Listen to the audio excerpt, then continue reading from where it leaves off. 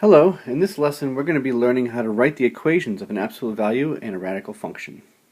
So let's look at number one. So for these first examples I will be giving you their graph. We're going to be using the form that we've been seeing so far. So for an absolute value we see f of x is equal to a, absolute value of x minus h into absolute value plus k. And we're going to let a still be the initial jump, and we're going to let hk be the vertex. So all we have to do is we have to just locate where the vertex is and then find our initial jump and then write our equation. So for this first function, f of x, we notice that we have, for this graph right here, we have a vertex located at a at 10, 4, and we have an initial jump of up 2 over 1. So we're going to go up 2 over 1 to find our initial jump. So to write the equation for this absolute value function, it's labeled as f of x, so it's going to be f of x is equal to the initial jump, which is 2, absolute value, remember you have to change the sign of your x coordinate of your vertex, so it's going to be x minus 10, and then we're going to add a 4. There's your function. So pause the video now and write down anything you need to, and then we'll go on to the next one.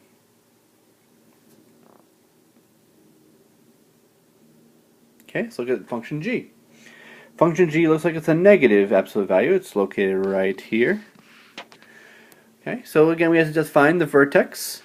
So it's located at point B, which is at positive 6, positive 5. And our initial jump, now what we want to do is we want to jump from point to point. So here's point B, and here is the next point on the function. We're going down, so it's going to be negative. And we're going down 2, and then we're going to go to the right 3. So our initial jump for function g is going to be negative 2 over 3.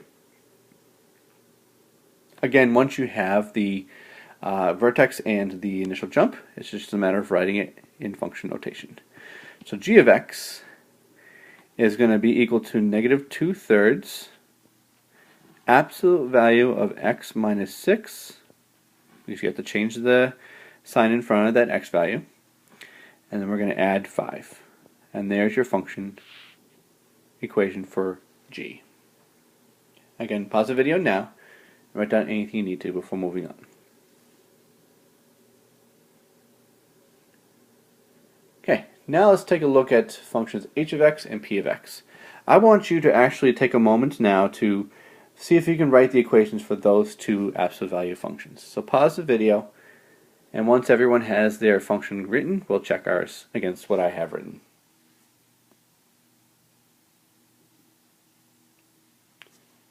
Okay, so for function h of x, we have point C, which is located at negative 8, 10, and we have an initial jump, looks like of negative 4, down 4 over 1, so down 4 over 1. So our function h of x is going to be negative 4, absolute value x plus 8 plus 10. Okay, and for function d, p of x has point D. Point D is located at 5, negative 9. That has an initial jump of 1, up 1 over 1, so it's going to be 1. So that means that function p of x is going to be, and you don't have to write the 1, but you can. I'm going to write it just for the sake of keeping things consistent. Oh, it's too many lines. Okay. Absolute value of x minus 5 minus 9. Pause the video, write down anything you need to before moving on to the radical equations.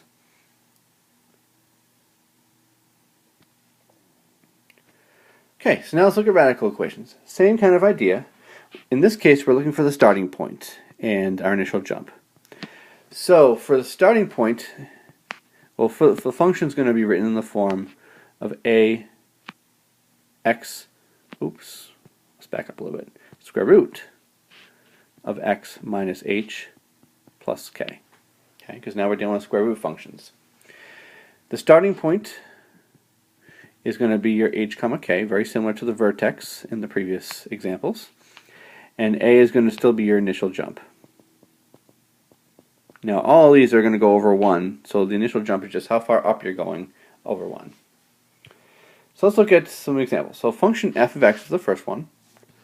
So that starts at point f, which is located at 1, 8. And it has an initial jump of 1, up 1 over 1. Now keep in mind for these radical functions, the next horizontal direction we're going to move is going to be following the pattern 1, 3, 5, 7, so forth. But the initial jumps, or each of the vertical jumps, will be the same. So up 1 over 1, up 1 over 3, up 1 over 5, and then up 1 over 7, up 1 over 9, and so forth. Okay. But all we care about is the starting point and the initial jump to write the equation. So for f of x, the initial jump is 1. So because it's 1, you can write it. You don't have to write it. Okay, I'm going to write it for example reasons. And then we go at a starting point of 1, 8, so it's going to be x minus 1.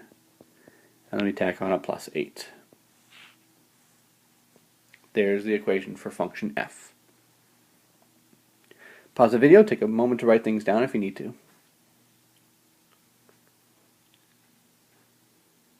Okay, now let's look at function g of x. So here's g of x, starts at point g. So we just got to find the coordinates of the starting point, g, which notice here is located at 4, 4. And the initial jump, that we're going down 2, and then over 1. So our a value is going to be -2. So writing that function, we have g of x is equal to -2 times the square root of, because it's 4, 4, it's going to be x minus 4, which is this first x coordinate, gets changed to the sign, and then add a 4 at the end for the y coordinate. There's your function g. Take a moment, pause the video now, and write down anything you need to, and actually also try the other 3 functions that are on the graph that we haven't gotten to. So try h of x, p of x, and q of x. Pause the video now and write those equations, and then we'll check them together.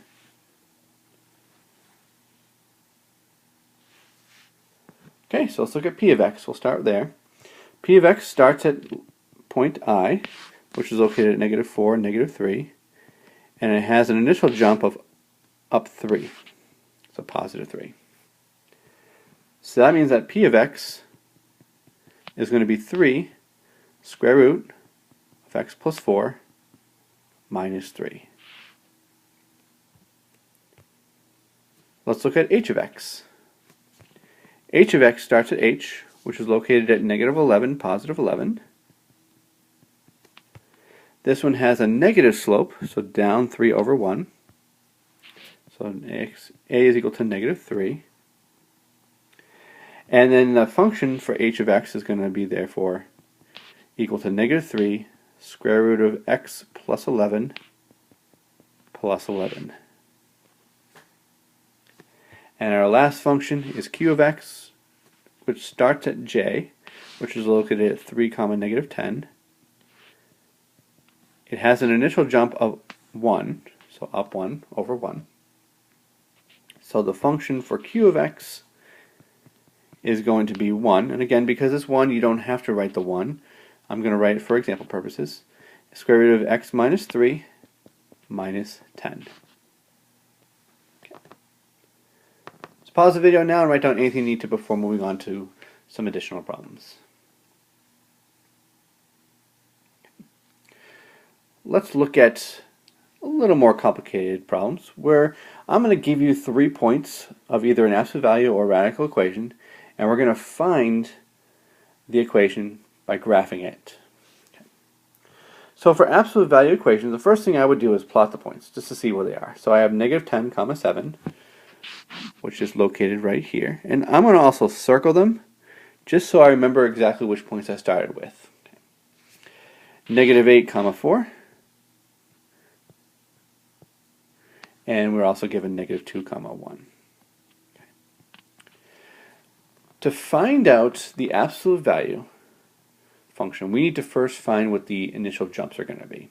Now notice it's going to be the same fraction, just one's going to be positive, one's going to be negative. So for instance, if it's 2 over 3 on one side, it's going to be negative 2 over 3 on the other side. Okay. But we have to find out what it's going to be in this particular example. Now what we're going to do is we're going to look for the steepest slope. The steepest slope is what we're going to be using. It could be positive, it could be negative. My suggestion to you is to take a ruler and kind of line it up with 2 points to find out which one's going to be steeper. That one's pretty steep. And we're going to be looking at the first and second, or the second and the third. We're not going to look at the first and the third. Just the first and the second and the third. Notice that the first and the third is what gives us the steepest slope. So if I count that slope, it's down 3 over 2. So the steepest slope is negative 3 over 2. What we're going to do then is we're going to use that slope and the positive 3 over 2 to finish off the rest of the points of the graph. Now notice the other point that we're given down here, negative 2 comma 1, that is further to the right. Okay, so what we're going to do is we're going to keep going from the points that we have that used to find the slope. We're going to keep going down over 3 until down 3 over 2 until we get to a point that's level with that third point. Which notice the first time we do a slope of negative 3 over 2, we get to here at negative 6 comma 1, which is level and even with that other point. Okay. That means that exactly between them is going to be where our vertex is going to lie. Okay. Because absolute values are symmetrical with the vertex. Okay. So what we're going to do is we're going to keep plotting it until we get to the vertex. Now notice, plot one more point, I get to negative 4 comma negative 2, and notice on the right side I go up 3 over 2, and then I can keep going to finish off my absolute value. So up 3 over 2, up 3 over 2, plot as many points as you can, and of course you're going to use your straight edge now. Now I can actually plot one more on the left side to draw in the absolute value graph. Okay, so that's how we find the equation, or the graph of the absolute value function given 3 points. So now we just got to find our initial jump, which we already sort of found. We just have to keep in mind whether that's positive or negative in the equation, and the vertex. So notice we have the vertex that is located at negative 4, negative 2, and the absolute value is going up, so it's going to be a positive jump of 3 over 2. Now notice I did say absolute value function f, so this is going to be f of x. So when we write our equation using proper function notation, we're going to say the equation of this absolute value is f of x is equal to 3 halves absolute value x plus 4 minus 2. Now what I would strongly suggest you do is take a moment to write that equation into y1 in your calculator and look at your table of values to make sure these 3 given points are on that table of values. Okay, so you can pause the video and do that right now just to verify.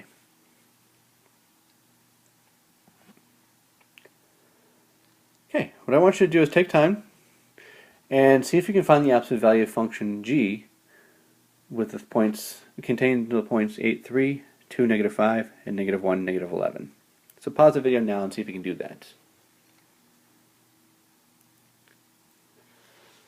Okay, so here's how that's going to be done. So let's check your work. So 8, comma 3 is right here.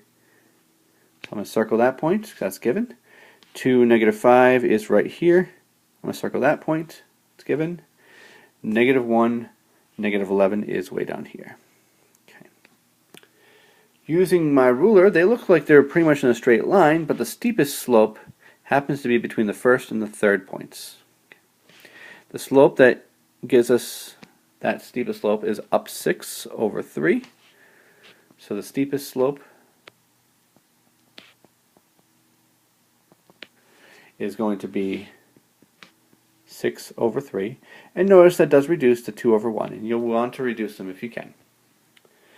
Because what that will allow you to do is to plot more points in between them. So if it's up 6 over 3, that means from the starting point of negative 1, negative 11, I can do a point here, a point here, and I can keep going, and I'm going to keep going until I get level with that other given point, and there we go. Here is that next level point. So I'm going to keep going to find the vertex, to come back down, plot more points to the right, and then use my straight edge to draw in my absolute value graph. And then we just got to find the vertex in the initial jump that's going to be used in the function. So the vertex is located at 7, 5, and is a negative absolute value, so it's going to be a -2 for initial jump. It did say it's function g, so I'm going to label it as g of x, and I'm going to write the equation using notation. G of x is equal to -2 absolute value x minus 7 plus 5. Good. Pause the video now if you need to, and write down anything you need to before going on to the next problem. Okay, now let's take a look at radical equations. So for radical equations, we're going to be using a similar idea to plot as many points as we can to find, in this case, the starting point and the initial jump. But radical equations have that special pattern in the horizontal direction of 1, 3, 5, 7, 9, etc., etc. For these graphs, you're not going to really go above 9. Okay, but the consecutive odd numbers are going to be the horizontal directions. Let's start off by plotting these given points, -4, 4, to see if we can actually find that pattern. Again, I'm going to circle those given points just so they stand out.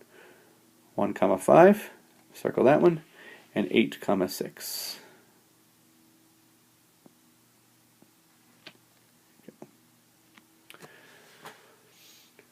Now what I'm going to do is I'm going to have to find my initial jump and also see where that pattern 1, 3, 5, 7, 9 occurs. Okay, so from the first to the second point, notice I'm going to the right 5 units. Okay, that's one number in the pattern, so that's good. And the next distance is 1, 2, 3, 4, 5, 6, 7. So I have two numbers in the pattern. I have the 5 and I have the 7. So I need to just work backwards a little bit to find out where my starting point is. Now also notice, because these are numbers in the pattern, the jump is 1 in each vertical direction for each of these. So when I go over 3, I'm going to have to go down 1, because that's my jump. And I'm going to go over 1 more to get down to the starting point, which is located at -8, 2. I'm going to draw my my square root function in, label it f of x,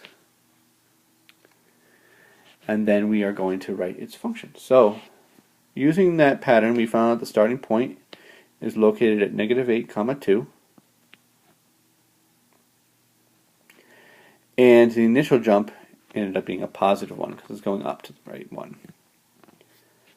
So our function in function notation is going to be 1, and remember, you don't need the 1 because it's not necessary.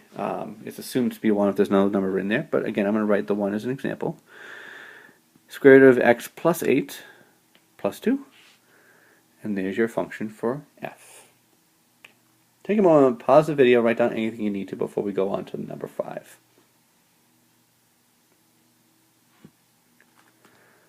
Okay, let's do number 5 together because these ones get a little tricky. Okay, so -9, -3, let's plot these points. I'm going to circle them. -6, -5, right here, and 6, -9. Okay, let's see if we can find that 1, 3, 5, 7, 9, etc., etc. pattern. So for the given points, first and third are 3 away. Okay, that's one number in the pattern. And then my next distance is a little bit longer, so let's count over. So we have 1, 2, 3, 4, 5, 6 to the axis, 7, 8, 9, 10, 11, 12. Okay, so that's not a number in the pattern, but the number after 3 is a 5, and after that is a 7. And notice that if we add those together, we have 12, which is what we have there. So that means between the second and the third point that we were given, there's actually another point on the graph. So what I'm going to do is I'm going to indicate the 5 units and the 7 units So that next point is going to lie on the -1 line right here.